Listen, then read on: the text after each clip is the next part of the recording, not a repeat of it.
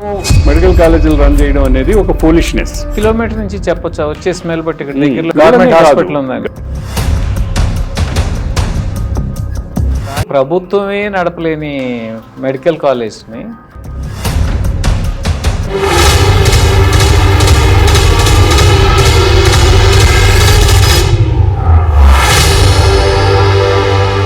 ఈ PPP tenders వచ్చినాయి.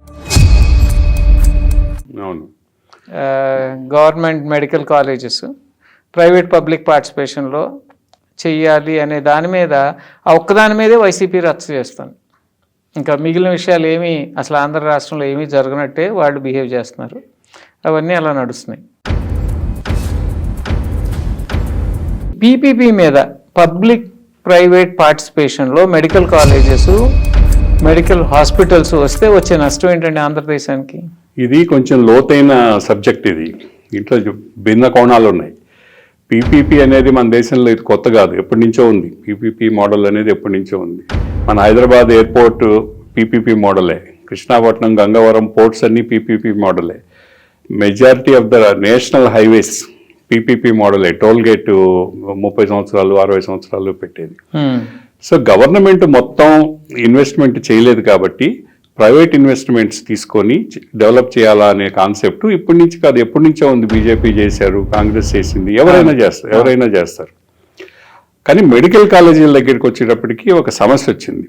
Jagan 17 medical కాలేజీలు కట్టాలా అని ఆలోచన లేకుండా విచక్షణారహితంగా తనకు నచ్చిన ప్లేసుల్లో మెడికల్ కాలేజీలు మొదలు పెట్టేశాడు. పిడుగురాళ్ళ, పార్వతీపురం ఇటువంటి రిమోట్ ఏరియాస్లో మెడికల్ కాలేజీలు ఆయన పెట్టాలని అనుకున్నాడు. మెడికల్ కాలేజీకి మెయిన్గా కావాల్సింది విద్యార్థుల కంటే కూడా ప్రొఫెసర్స్. అవును, ప్రొఫెసర్స్ వాళ్ళ సుఖం సౌఖ్యం కూడా చూసుకుంటారు. మద్రాసు, హైదరాబాద్ లాంటి సిటీస్లో పనిచేసే వస్తువులు వాళ్ళకి నెల్లూరు, గుంటూరు, విజయవాడలోనే లేవు, వాళ్ళకి చాలవు పెద్ద డాక్టర్లు. అటువంటి వాళ్ళని పోయి పార్వతీపురం మన్యం ప్రాంతంలో పనిచేయమంటే చేస్తారు, చేయరు. మెడికల్ కౌన్సిల్ నిబంధనల ప్రకారంగా హైయెస్ట్ క్వాలిఫికేషన్ ఉండే ప్రొఫెసర్స్ ఉంటేనే మెడికల్ కాలేజీ సీట్స్ వస్తాయి. ఎంబీబీఎస్ చదివినోడు పోయి మాట చెప్తానంటే మెడికల్ కౌన్సిల్ ఒప్పుకోదు. మరో ఇంజనీరింగ్ కాలేజ్ లాగా అవుతాయి.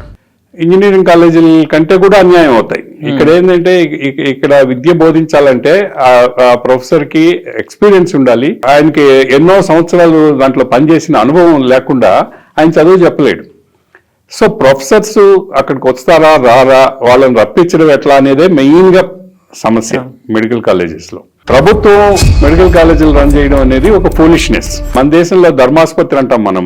అవునండి, ధర్మాసుపత్రులు 70 సంవత్సరాల తర్వాత కూడా ఎంత అధ్వానంగా ఉన్నాయో మనకు తెలుసు. 1 కిలోమీటర్ నుంచి చెప్పొచ్చా వచ్చే స్మెల్ బట్టి ఇక్కడ దగ్గరలో మెడికల్ హాస్పిటల్ ఉందండి. గవర్నమెంట్ ఎంత ఖర్చు పెట్టినా కూడా దాంట్లో అక్కడ సర్వీసెస్ లేవు. అసలు క్లీన్లీనెస్, హైజీన్, ముఖ్యంగా హాస్పిటల్ కావాల్సింది హైజీన్, అదే ఉండదు. శానిటేషన్ ఉండదు, ట్రీట్మెంట్ ఉండదు, ఓవర్ క్రౌడ్. ఒక్కొక్క ఓపీకి ఒక్కొక్క డాక్టర్ని రోజుకి 500 మంది 600 మంది వచ్చి క్యూలో నిలబడతారు. డాక్టర్ ఏం చేస్తాడు? ఏం చేయలేడు.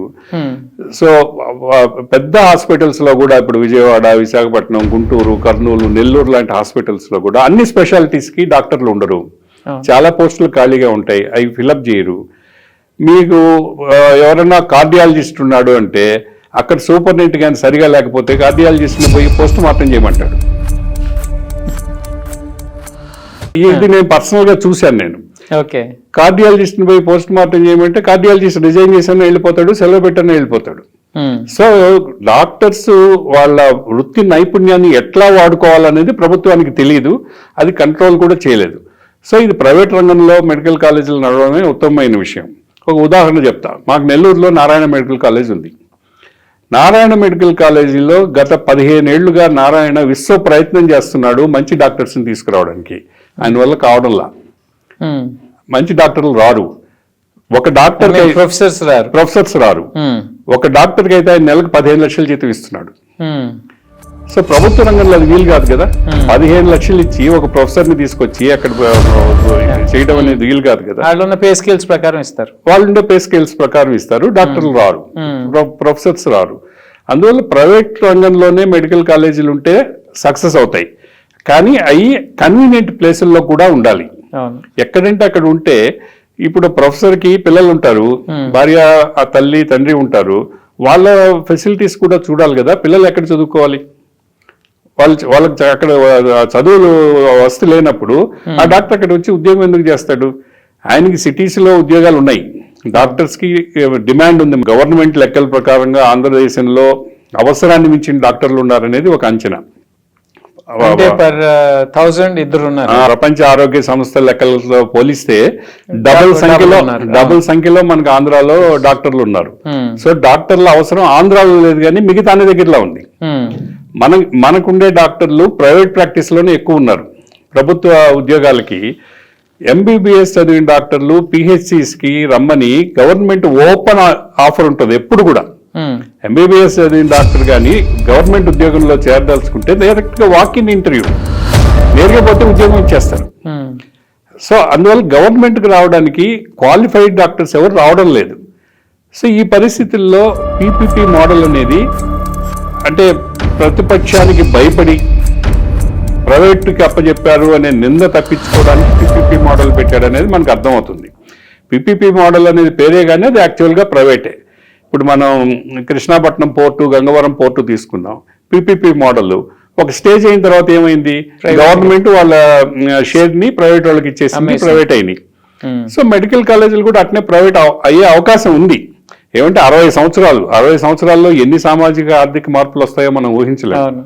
సో కానీ ప్రభుత్వ రంగంలో కంటే కూడా పీపీపీ మోడల్లో ప్రైవేట్ యాజమాన్యంలో ఆసుపత్రులు ఉండడమే సరైన. ఇప్పుడు ప్రభుత్వమే నడపలేని మెడికల్ కాలేజ్ ని ప్రైవేట్ వాళ్ళు లాభాపేక్షంతో నడిపేటువంటి ప్రైవేట్ వాడికి అది వ్యాపారం. వాళ్ళు ఎలా నడపగలరు ఇలాంటి రిమోట్ ప్లేసెస్ లో? రిమోట్ ప్లేసెస్ లో ఏంటంటే వాళ్ళకి సీట్స్ మీద, మీకు ఎంబీబీఎస్ సీట్ అంటేనే ఇప్పుడు 50 లక్షల నుంచి ₹1,00,00,000 ఉంది మంచి కాలేజ్ అయితే. అవునండి. మీకు అదే సూపర్ స్పెషాలిటీ అయితే మీకు క్యాన్సరో లేకపోతే రేడియాలజీయో 3 కోట్ల నుంచి 5 కోట్ల వరకు కూడా ఇచ్చేవాళ్ళు ఉన్నారు, పీజీ సీట్స్. సో ఆ పీజీ సీట్స్ తో వచ్చే ప్రాఫిట్ వాళ్ళకి చాలు. కానీ ఆ పీజీ సీట్స్ ప్రాఫిట్ రావాలంటే వాళ్ళు అద్భుతమైన ఆసుపత్రి నడపాలి, అక్కడ అద్భుతమైన ప్రొఫెసర్స్, ఫ్యాకల్టీ ఉండాలి. వాస్తవ వేదిక ప్రతి గురువారం మీ తెలుగు వన్ న్యూస్.